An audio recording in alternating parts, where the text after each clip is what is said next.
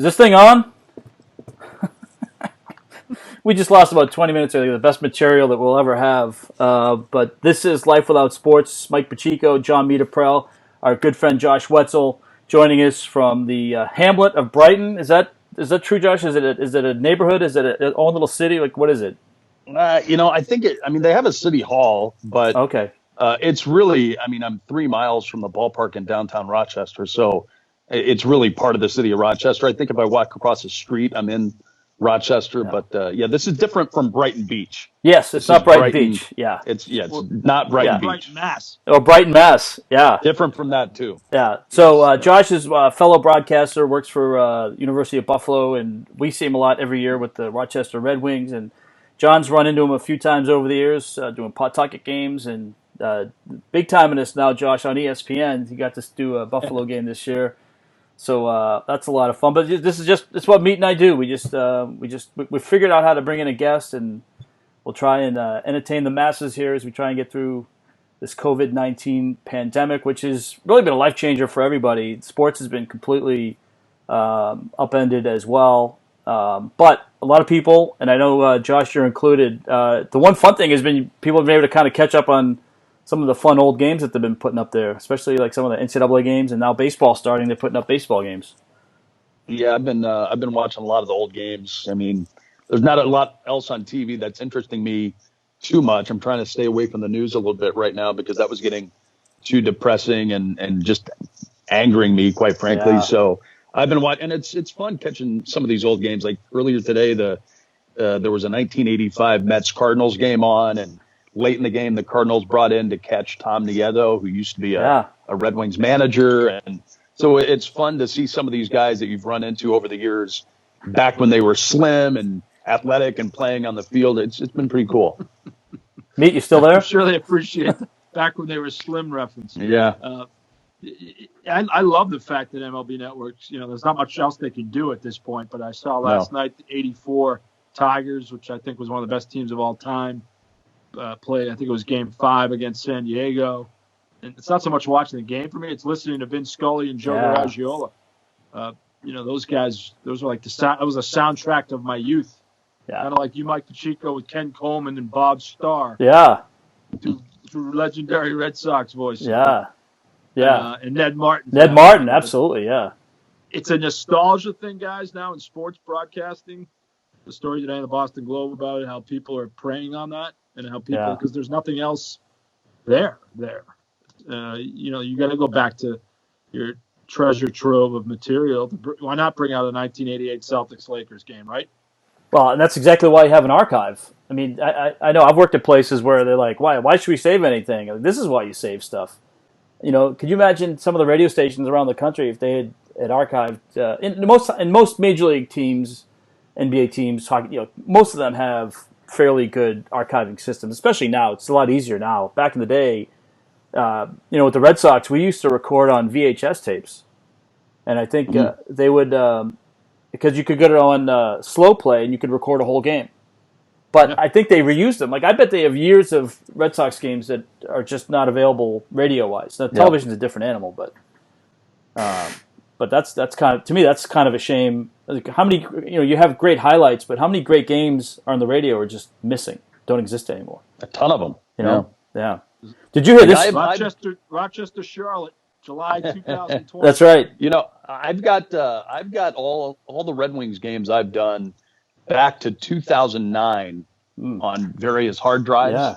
And so that's one of the things I've been doing to keep myself busy. Yeah. Is I've been condensing a few of those games down, and the plan is for a podcast the Red Wings have started for once a week, finding a game that kind of corresponds to that week. Oh, nice. And putting it on the podcast. So it's not like the full game, but maybe an hour, maybe hour and a half of it, something like that. So for example, I think coming up on Friday, there's going to be a podcast that's going to have our opening day game from 2011, which was a really good game, walk-off win, that sort of thing. So, it takes a little while to put that together. Yeah. It's hopefully some people enjoy listening to it and give them something to listen to. Because quite frankly, a lot of these simulations that some people are doing, that doesn't really appeal to me much whatsoever. But I'd rather listen to an old game or or watch an old game personally. John and I talked about that last week. I mean, I appreciate the creativity of it, Right? But there's just to me, it's like all these like 7-round mock NFL drafts. Like, I mean, it's not right. Like, it's never going to happen. It's a little self-serving. Not that we're not into the self-serving. What are you talking about? Yeah. Why not? Enough about you, John. Let's talk about me. Let's talk about us. Me.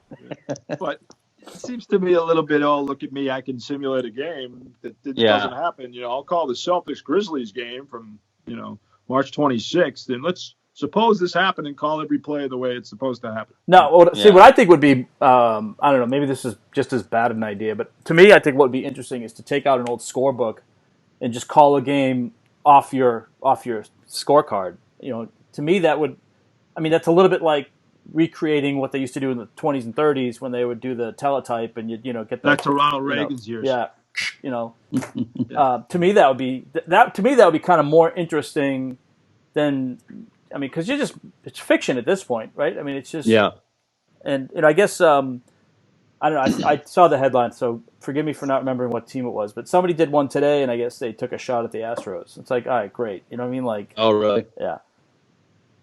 I think Josh Lewin, who's a Rochester native. In fact, he went to Brighton High School, and Josh has had a long broadcasting career. But even before all of this happened, Josh was putting together a podcast this year. I think he's calling it the Throwback League, where he's simulating all-time great major league teams faring off against one another. Yeah. And then he's kind of infusing his play-by-play call with some pop culture references that correspond with that era. And Josh is a really smart, brilliant, creative guy anyway. The way he's doing it, I think, is pretty cool. It's a little bit different from a lot of these people that are just simulating current teams. Right. And he was actually in on it before this even happened. Right. And his timing could not have turned out to be better in I know. that regard. He started like in January, didn't he? January, February, something like that. But it was a good idea that he had percolating for a while, completely oblivious to what was going to happen in our world. And he's done a really great job with it. And like I say, I think he's probably getting a lot more listeners now because of what's happened. Yeah, no doubt. I bet you he is. Well, it's What If Sports. Have you guys seen that? WhatIfSports.com, where you play. I've heard of it. I haven't used it though. Yeah, it's a classic fantasy game, but you play a team from, you can pick guys from the Pacheco era of 1905. Okay.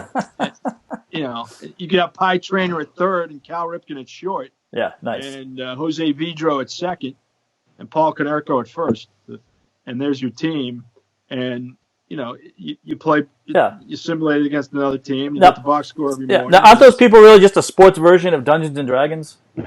Kind of. Well, kind of. Nothing wrong with that. I'm just saying. Just putting it out there. I think actually that's the program that Josh is using to simulate the games. Oh, gotcha. Actually, yeah, I'm pretty sure. There you go. That's probably it. It sounds similar to what he's doing, but good for him for being creative. And I think the thirst in broadcasting now is one thing this is doing here during the pandemic is making people to be at least people in the business are trying to, you got to stretch the creative bounds. That's why I give, even what ESPN's doing at Sports Center at 11 o'clock, Scott Van Pelt's doing a lot of good things in terms of saluting.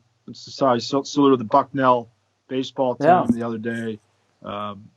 Unheralded Babson was saluted. Mike Babson's Division III program. That's right. Boston. I know Babson. Yeah, very well. Yeah, and unheralded programs, high school programs that don't receive the run they should get. Have they saluted the Merrimack Warriors for winning the NEC? First candidate. First year. I think they're the first team in a probational status in their first year to win their league. That's one of the most amazing stories I think this year in college basketball, quite frankly, right? Yeah. They had I think that went completely unnoticed by a lot of even decent college basketball fans, probably. Yeah, obviously, I went there. It perked me up when they beat, because I think they lost to Maine by like 20 in the opener. It was like, oh. Then they beat, Northwestern wasn't very good, but they, a team like that to go into a Big Ten school and beat them is, pretty impressive. And then they just started, continued to rip off some good wins in conference. So it's good. That was a great achievement. Yeah. This little people know that's Yaz's alma mater. I've told you that story, haven't I? So So I guess he promised his parents he was going to graduate because he didn't do like a year at Notre Dame and then he was drafted by the Red Sox, right? Yeah. So my dad loved to tell this story, especially after I got accepted there. He was watching a roast one time, and one of the priests gets up, talks about Yaz and being a Merrimack grad. He said, his first day at school, he was driving up I-93 and he got on 125 and he saw the sign and it said Merrimack left, so he turned around and went home.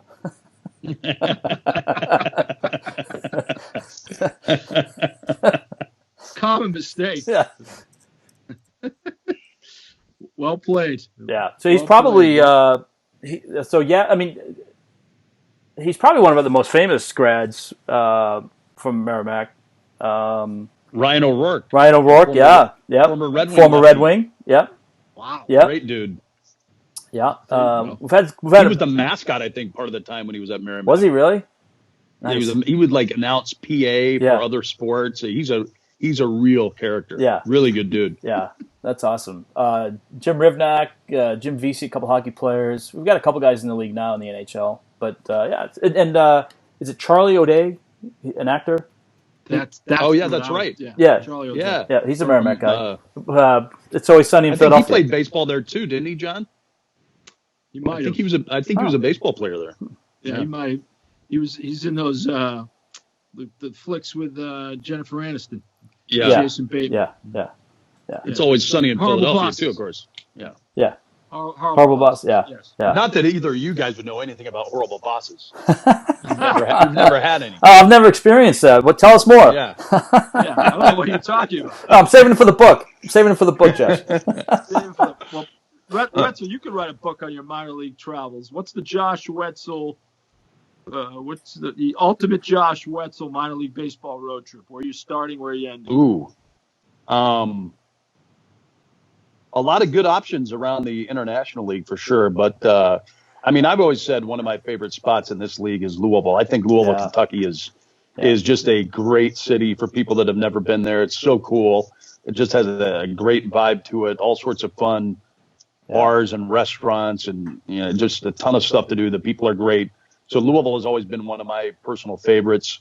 I had a chance to go with Buffalo basketball this year to Charleston for the Charleston Classic, which I had not been to Charleston since my first year of broadcasting baseball in 1995. They were in the same league that I was in, and Charleston is an awesome It's fun city. Yeah. Everybody, it's phenomenal. You're close to it down there, Mike. Yeah. So I'm sure you've gone several times. It's great. So if you have a trip that's Charleston and Louisville, you're in pretty good shape. Yeah, that's pretty good. Have you been to You've been to Charleston, haven't you, John? I have. I did a tournament there too with BC. Yeah. Charleston Classic. Yeah. A couple times. Actually, I was there with Harvard too, but it was a great city. Love it. Very southern. When I think genteel, I think Pacheco and Whetzel. Southern gentlemen. Southern gentlemen, yeah. Yeah. Well, this whole thing has got me thinking about my trip to Charleston because, Charleston has a few good spots to go to. Yeah, oh yeah. And I found a favorite very quickly while I was down there. That's so unlike you. I went to the same spot the last 4 nights in a row I was there, the Belmont. And I'm thinking about, I got to be on a first name basis with the bartenders in there. And I'm wondering, what are they doing right now? They don't have a gig. Yeah. It's terrible. It's terrible. They were great people. And, I'm likely out of work right now. It's awful. It's the collateral damage from this. Which is horrible the fact that we're over 10,000 deaths now. Yeah. Nationwide. New York City has jumped up the last 2 days. It's such a nightmare, but you're right, Josh, about collateral damage, about people out of work. We know that all too well. And the service industry. And we're a service economy, right? Some of that, building is still going on in Charlotte. Like, there's still construction people are still out doing stuff and building homes and things like that. But I think at some point, if the curve doesn't flatten, they might have to start thinking about that. Because I think in New York City, they're trying to tamp down even like construction workers and general contractors and people like that from working. No, they're going to have to because it's so lethal. And the scary thing about the whole thing is you don't know if you have it. It could be asymptomatic. Right. Yeah. There's not one distinctive, people that handle it differently. And that's the uncertainty of it. I think that's the worst part about this, guys. I think is the uncertainty. You wake up every day and you're like, all right, you feel like you're in a Groundhog Day movie, but it's the unease. We're all structured, especially as broadcasters. You guys know you have a game to go to. You're there at 3:00. Your game starts at 7. But think about this, John. Like not to woe is us broadcasters, but especially when you're traveling by bus a lot, particularly in all the levels of the minor leagues, lower levels of college basketball. You're basically, whether you're flying in a small plane or you're in a bus, you're in basically a cylindrical tube with 30, 35 other people minimum, and any one of those people could have it and not know it. I mean, it's to me, until they can not lock down better testing, quicker testing, and even figure out if you're a carrier or not, it's going to be tough to start things up again. Well, and anybody who's traveled with a sports team knows that once one person gets sick, everybody gets it. It goes through the whole team. Yeah. It happens every single season, every sport I've ever broadcast. Yeah. This year with college basketball with Buffalo, I assume it wasn't COVID. It started in like November or December. Yeah. But one guy got sick, and before you knew it, half the team had the same exact symptoms. I was unfortunately in that same boat. Yeah. Was sick for a month. I mean, but it happens every year on every sports team. Once one guy gets sick, it goes like wildfire through the whole group. The panic on my face a few years ago, guys, when I walked in the BC locker room, everybody was sprawled on the floor, agony on their faces. Players, I'm talking about. I'm thinking, oh my God, tell me this isn't the stomach flu. I'm screwed. If I'm in the locker room right now, I'm going to get it. You know what it was? It was the Chipotle flu. Oh. They all had Chipotle. Oh, man. And that was, I don't know if you remember that. Yeah. That incident. And it was the Cleveland Circle Chipotle, Mike, right near the BC campus. Yeah. And it was brutal. And I didn't think they could play that day. I don't know how they got 5 or 6 guys out there. They were all in agony, but I was terrified that I was going to get it. Wow. That's the one time you're glad you didn't eat with the team, right? Exactly. Stomach flu, no thanks. Jeez. And I heard something a day or two ago from a friend of mine, and I'm not going to say who it was and what team he was talking about, but he had a friend who's a Major League Baseball trainer, and this trainer said that his Major League team had a bunch of guys get sick this year in spring training, and he is now pretty convinced it was COVID-19. Wow. Yeah. At the time, he didn't think so because the symptoms weren't what they were describing as the symptoms of it at that point in time. But subsequently, this trainer has checked with some of the NBA trainers who've had guys that tested positive, and this particular guy is convinced that the COVID went through that Major League Baseball team during spring training. Wow. Yeah. Scary. Unbelievable. Scary times. I mean, it would actually be, in a way, good news, right? If that has kind of gone through a lot of people already. Right. I think, right? Wouldn't that kind of be good news in a way? Yeah.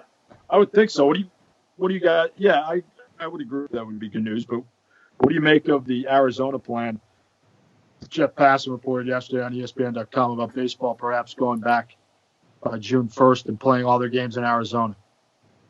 I think it'll be tough to pull off. I don't know. If they could do it in a way that was safe, I think that would be great as opposed to having no baseball at all. But I think it'll be very difficult to pull off. And, you mentioned quicker testing and that sort of thing.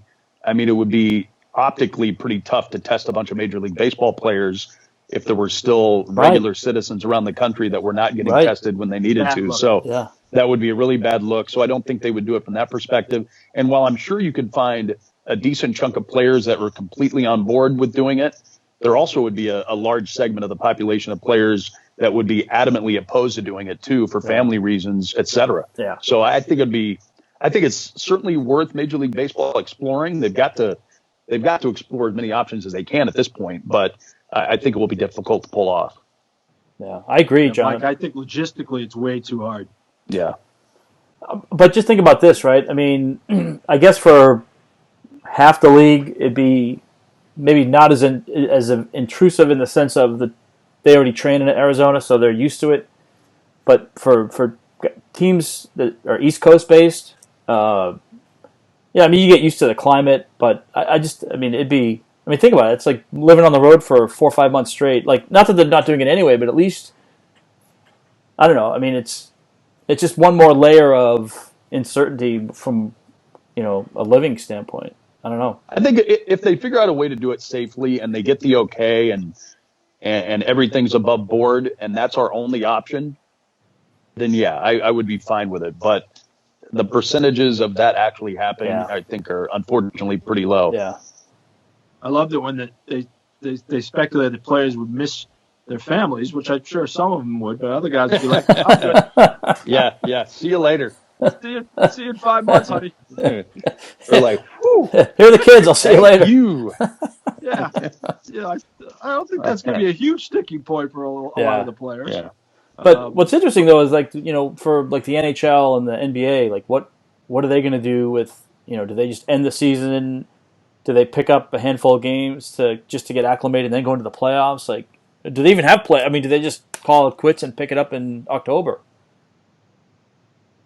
I think the NBA. Let me put it this way: they both desperately want to come back, but I think they're both being realistic in saying that until there's some plan from the CDC and the National Institutes of Health and everybody else, we can't do it. Yeah, we just can't do it. It's first of all, if they do come back, they're playing in.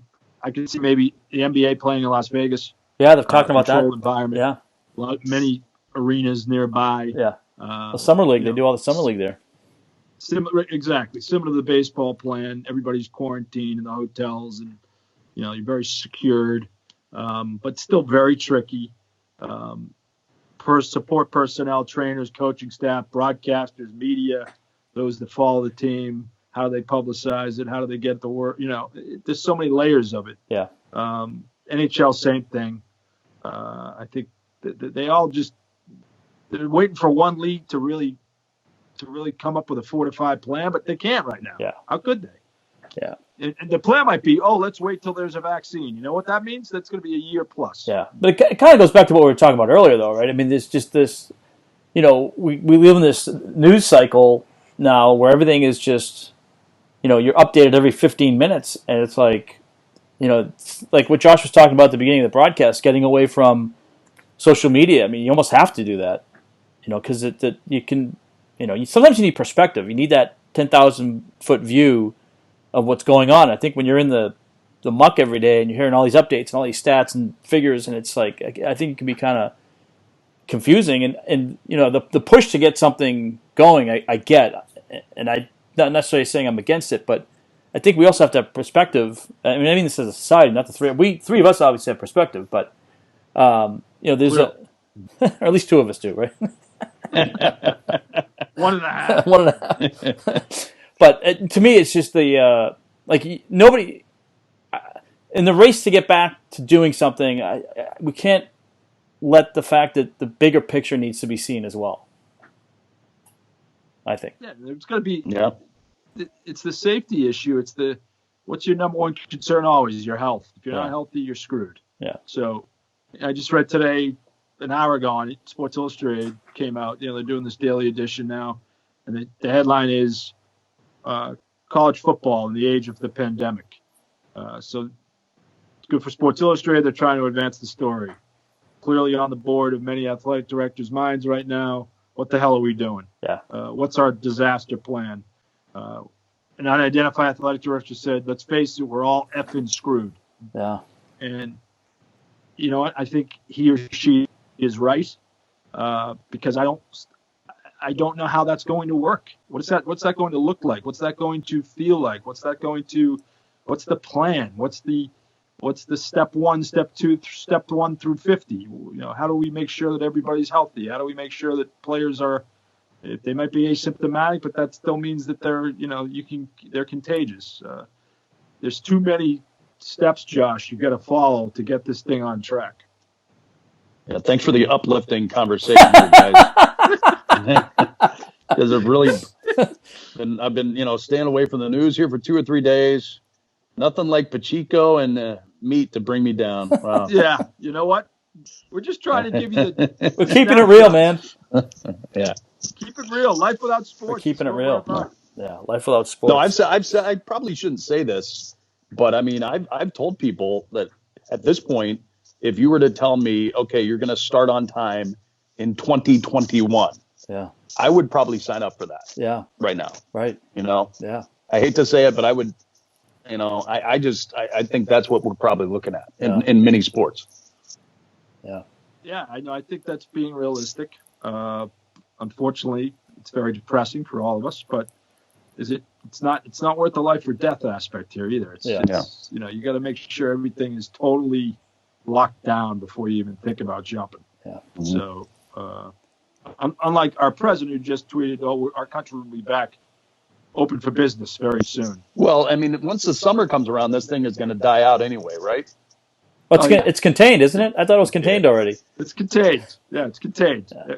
It's a heat-seeking. The heat might play a factor, but then they're also projecting it's coming back in the fall. So, other than that, that's the play, Mrs. Lincoln. Yeah, that's what mystifies me is the fact that there seem to be a lot of people that are under the impression, once we get over the hump, this thing is just gone. Yeah, it doesn't just go away, guys. Yeah.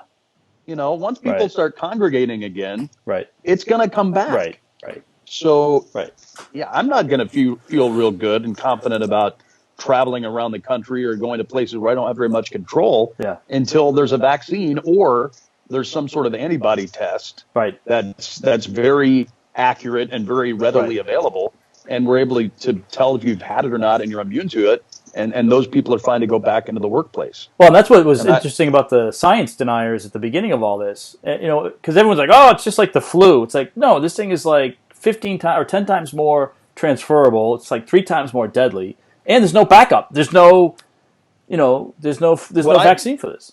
What I really wish we could somehow do, guys, is when we're all back and sports and everything is back, okay?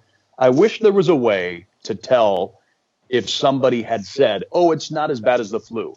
Those people should be completely ineligible to purchase a ticket to a sporting event or watch sports on TV. Yeah. You can't do anything. Yeah. Those people should be punished for being such idiots. Yeah. They should self-quarantine when everything's back to normal. Yes, exactly. They should be forced to stay inside at that point. Yeah. And forced to watch life without sports. Absolutely. Continuous loop. Absolutely. Oh my gosh! I think also the people on the beaches in Florida, Josh. A couple weeks ago. Oh goodness! And Georgia on Friday night. Georgia opened up their beaches on Friday night, a day after the governor decided this stay-at-home order, and then he rescinded these local orders in the natural resources of they opened up the beaches again. Unbelievable. That should be a new question on on job applications or whatever. Did you go to spring break in 2020, or did you participate in a St. Patrick's Parade Day parade in 2020? And if the answer is yes, you're disqualified for the job. Well, the governor of Georgia is also the guy that said, I think it was on Thursday, he's like, we didn't know how contagious this was. We didn't know this. It's like, really? Where you been, buddy? Yeah. Unbelievable. Well, Josh, one thing before we let you go, by the way, it's been a bang-up first appearance by Josh Whetzel, Mike. Yeah, it's been great. I think he's going to have to be a weekly guest. We'll have to have him on again. He'll be like our Bob Uecker on the Tonight. Do you know Bob Uecker was on the Tonight Show 100 times? 100 times? Wow. He had the record, I think. Does he still have the record? I think at one point he had the record. Wow. I watched the Bob Uecker documentary on MLB Network, and it's pretty strong. How that built the Uecker brand. I thought maybe you saw that on the Time Life series of the 20 DVD set of the Tonight Show. Yeah. Thank you, Doc Severinsen. One thing we like to do here is our top 5 list. Mikey has a top 5 list prepared, Josh. Uh-oh. I do. This is things you've accomplished during the quarantine? Yeah, things we've accomplished during the quarantine. All right, you ready? Okay. All right. Oh, I just for the people watching, Mike is giving this? I'm doing this, yeah. So number 5, breaking up the neighborhood block party. Number 4, finally getting around to showering. I did that today. That was good. Chasing away the pesky woodpecker at 6 o'clock in the morning. Bringing the dead lawnmower back to life. And number 1, and we can get Josh's story on this in a minute here, avoiding Tiger King like the wait a minute, COVID-19, not the plague, COVID-19. So there you have it. That's a good number 1, but you actually had to break up a block party? Yeah, how did you do that? I used a little creative license on the list. They might not all have been accurate. Although I did bring a dead lawnmower back to life. I had to take apart the carburetor, Josh, and clean it out. What's a carburetor? Exactly. I had to Google it. No clue. Yeah. What is it about broadcasters? Like, we have no idea how to fix anything. Anything. Zero. Well, the best is Howard Kellman in our league in Indianapolis. I mean, he's the dean of he and Swearad, I think, and Jim Weber are the 3 longest tenured broadcasters. Actually, that might not be true. I mean, technically it's true, but we'll get into that later. But for years, Howard had to have a partner because he refused to set up the equipment. He couldn't do it. You know what? Howard had a trip to Rochester a few years ago in which his partner couldn't make the trip. And so they sent along detailed instructions on how to set up the equipment so that I could help him. Yeah, I did the but same then thing. he wanted to try it himself. Yeah. And he did 90% of it and got himself on the air. And he was so excited that he had me take a picture of him pointing at the equipment, which I then texted to his partner and Howard's wife. Yeah. So it could confirm that he did it. And then he was so thankful that I helped him. Yeah. I didn't really help him that much. Yeah. That, believe it or not, Howard took me out for a beer that night. Really? I might be the only broadcaster in this league that has gone out for a beer with Howard. Yeah. And Howard drank about a third of a Coors Light. Nice. And we had a good evening. Outstanding. Blockbuster night for Josh Whetzel. Yeah. So, and in fairness to Howard too, though, the technology is getting to the point where it is almost, just plug in a few things, hit the go button, and you're on the air. I mean, it used to be much tougher. Much tougher. Sure. But and I could understand, like, back in the ISDN days when you had to, like, everywhere you went, you had to plug in what's called SPID numbers, which would line up your lines with your machine and allow that information. Mike, I could figure that out. Oh yeah, right. No chance, Josh. No chance. No, zero. Me and Kelman, great team. Yeah. Oh my God, you'd never get on the air. That would be a great team. That would be a good team. Together. I mean, and Howard has been texting me probably 3 or 4 times a week during this, asking me if I think we're going to have a season. And every time I respond, who is this? No, that's not true. I should do that next time Swearad. I should do that next time Swearad texts me. I say, who is this? Yeah. I've said, Howard, you guys haven't started yet? This is our 4th game of the season tonight. Yeah, we're well underway. We're at your place. Where are you? We're 4-0. Yeah. Well, Whetzel, you could join me here. Top 5 snacks during a quarantine, during the pandemic. What's on the Whetzel snack list? Dude, I've been pretty good about not partaking much on snacks, but I would say chips and salsa. I went through some dark chocolate that was left over from a visit from my dad. That was good. Well done. Yeah, that's about it, man. I've been pretty good about not. And does Red Bull count as a snack? Depends on how you use it. That's so stupid, so ridiculous. Keeping me fired up, during this quarantine. I was hoping you would say Red Vines. That counts as a snack. Red Vines. Big Red Vines fan. Some call it artificial licorice. I say no. Yeah, artificial licorice. I say favorable licorice. Mike knows I'm a candy addict, Josh. So definitely. Once in a while, I'll dig into a bag of Swedish fish. Guilty as once in a while. If the day ends in Y. I don't know if you've had the Doritos, the pretzel, and the Cheetos mix. Oh, yeah. It's a snack mix. That's good. It's delightful. I bought a bag of Chex Mix today. I did. Okay. Which I'm a fan of. So that's a little snack I'll be partaking in soon. All right. What's number 4? What's number 4, John? I think you got to go with Mikey. The lovely Christine bought the whoopie pies that you love. Oh yeah. Vanilla whoopie pies. Vanilla whoopie pies. So the chocolate is it's vanilla, not chocolate. It's vanilla, not chocolate. Yeah. So the vanilla and the marshmallow layer, Whetzel. Yeah. That sounds gross. A traditional whoopie pie it's basically a cake-sized cookie, right? So it's like a little bit bigger than a cookie, and it's more like a cake than a cookie. And then it has like a marshmallow, sugar, confectionery kind of filling. It's actually pretty good. But, I'm out on I'm not a big marshmallow. No, but you can't. You don't. You just blow my number one cookie here on the quarantine. Oh, it is a Milano Pepperidge Farm. Oh, yeah. You're familiar with the Milano? Yeah. It's the dark chocolate and toasted marshmallow Oh yeah. combination. That's good. And I know you're not a marshmallow guy, Whetzel, but trust me, Mike Pacheco is delectable. You guys ever been to a game at Hadlock Field in Portland, Maine? I have not. Yes. No. You ever get the Sea Dog biscuit there? No. It's basically an ice cream sandwich, but it's 2 chocolate chip cookies with ice cream in the middle. Okay. And they used to, when I was doing games in Binghamton and we go up to Portland, they had a girl who was a vendor of them, and she was a college softball player. So, for example, we had a bus driver who loved to eat anything, and he would come up and sit in my booth, and he would buy a Sea Dog biscuit from her, and the shtick with this was she would throw it to you.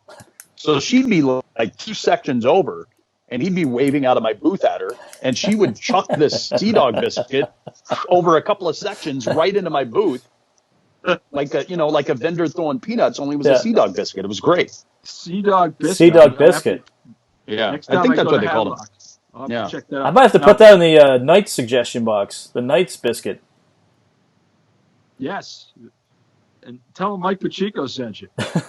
Josh, I didn't know you worked at Binghamton, New York. Now, I went to school at Ithaca, so I'm familiar with Binghamton. Yeah. And not much going on in Binghamton. I had a blast there. Binghamton is a town that a lot of people in New York like to, for whatever reason, look down their nose at.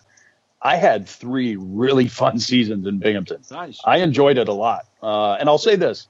I had never been to the Northeast, really, when I got the job there. And I remember after the first couple of days calling my parents and basically saying, this place is the biggest dump I've ever seen in my life. I'm like, I don't know how I'm going to be able to do this. But within a couple of weeks, I really enjoyed the people I worked with, and I grew to really enjoy the town. I had a blast there for 3 years. I really did. And Binghamton's even better now than it was when I was there, too. The university's doing really well, and downtown is better than it used to be. But I enjoyed my time in Binghamton a lot. I really did. Now, how far is that from where you are now? How far is Rochester from Binghamton? It's about 2.5 hours. It's an hour. It's basically right in between Scranton and Syracuse. It's an hour south of Syracuse, an hour north of Scranton. Yeah, gotcha. Yeah, they've got good restaurants there. They've got good bars. It's funny, this year doing Buffalo basketball, I bumped into an assistant coach from Eastern Michigan who was from Binghamton, and we were talking about this great Italian restaurant called Little Venice that's been in Binghamton forever. And he said, my parents bring me jars of their sauce whenever they come to visit. He's like, I'll bring you a jar of sauce tomorrow at the game. Wow. So he brought me a jar of sauce. I used it during this quarantine a week or so ago. It was unbelievably good. I'm going to have to start ordering it from, I think you can order it online. I mean, it was ridiculously good. It just, it made my night eating that Little Venice sauce a week or so ago. Sign me up for Little Venice in Binghamton, New York. Fantastic. I didn't sell it well, Mikey, evidently. I mean, I haven't spent much time there. I have been to a B-Mets game. I'm still thinking about the Sea Dog biscuit. Let me tell you what, Binghamton and Portland were in the same division in the Eastern League. They might still be. It's a long way. That's a long haul. Binghamton to Portland, Maine. Let's go 8-9 hours. It's got to be. Yeah. And we've got the season that would be opening this week around minor league baseball. One year, Binghamton opened up the season in Portland. We went all the way up there. Portland got hit by an ice storm. Oh. We were in Portland, I think, for 4 days. We didn't play a single game. Yeah. Up there for 4 days, turned around and drove back to Binghamton. Yeah, brutal. Oh my goodness. But right now, I'd take a 4-game series getting postponed as Yeah. opposed to 140 games being postponed. Yeah, no doubt. Yes, I think we all would take that. Favorite bar, Josh Whetzel, in Rochester, New York. Your home base. Well, the place I go to the most often is a joint called the Winfield, which is a local bar and grill that just down the street from me. So that's that would probably have to be number one on the list. Yeah. Are they doing takeout now? Genesee Cream Ale. What's that? Jenny Cream Ale. Hey, you know what? Jenny Cream Ale is pretty good. I'm not a big beer drinker, but but that is a quality beverage, and it's, I think, relatively cheap too. Yeah. Oh, I think it is because we used to drink that at Ithaca. It had to have been. It's really good though. Mikey, just your speed. Yeah. Well, I was going to say, and by we, John means all his friends, because John was drinking Shirley Temples with like a splash of vodka in it. I was drinking the Virgin Pina Coladas. I got to give I've been pretty good on this quarantine so far. I've been trying to stay away from alcohol for the most part, and not necessarily easy to do late at night when you're kind of bummed out. But I've been pat myself on the back. I've stayed pretty healthy so far during this. Now, whether I can say the same thing in another month or 2 months, who knows? But I'd like to think that I've been pretty good so far. Yeah, good work. The good news is you don't need a haircut, Josh. Yeah, that's been very helpful. Yeah. I'm in a much better situation than you guys are in that regard. Well, that's the one thing. The one good thing I did, John. I got my haircut thinking we were going to the NCAA tournament, and then I don't know, like 2 days later they canceled it. So I got a well-timed haircut. My son, on the other hand, I think I might have to go order some clippers on Amazon and give him a Paris Island special. Yeah, I'm gonna have to. Should have a Pat Conroy book. I'm gonna have to. I'm gonna look like the Heat miser. Stephen Colbert tweeted yesterday. His hair is so long, he looks like the Heat miser. That's gonna be me in probably a week. That's fine. Again, first world problems here during the pandemic. Right. But I gotta have some laughs, right? We'll all figure it out here. But Josh Whetzel, outstanding work. Mike, I think he deserves to take a bow. Yeah, take a bow. Take a bow, Josh Whetzel. Give him 6. Yeah, there you go. That's Mikey's meat imitation. Oh, okay. There's an eagle in the end zone. There's an eagle in the end zone. He's running all the way Wait, to Ithaca. No, Josh, this is a true story. My son was playing football this year, and they were in the championship game. So we're driving out to this championship game, and BC was playing at Syracuse, and it was on the XM. Sometimes you're not on the XM, John, for road games. Sometimes you are, but it's a inconsistent. little spotty. But anyway, so of course, my son knows John. Has known John his whole life, and we love listening to John. But he had this call. A.J. Dillon had this. Was it like a 70-yard touchdown run or something? At least 75. Yeah. And he's like, A.J. Dillon, and he's running his whole way to Ithaca. Speaking of Ithaca, John, did you ever see the albino deer at that Army depot north of Ithaca? You know what I'm talking about? I heard the urban legend about it. I never saw it. So I had heard about those. There's an Army depot halfway between the Thruway and Ithaca, right along. What is that lake? Is that Seneca Lake there? Cayuga Lake. And there are albino deer that are trapped inside this old abandoned Army depot. Oh, and one year Buffalo was playing Cornell. And instead of riding over with the team, the SID picked me up. And we're driving over there. And I said, when we get over by this Army depot, we got to keep an eye out for these albino deer. And he's like, I'll bet you $100 there's no albino deer. I'm like, okay, you're on. And so we get closer. I'm like, keep your eye out for those albino deer now. He's like, there's no way there's any albino deer over it. And literally, he doesn't get it out of his mouth. And there's 3 standing right by the road. He about ran off the highway. I'm still waiting for him to pay the $100.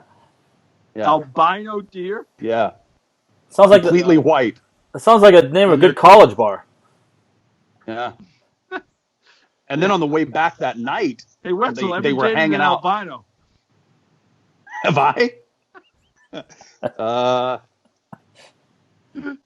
going to say no on that one. People are going to get the wrong idea about me. Not that there's anything wrong with it. No, of course not. You have. I haven't. Oh, man. Good stuff. I think something to shoot for after this pandemic. Yeah. Everything's on the table after this. It was on the table before, too.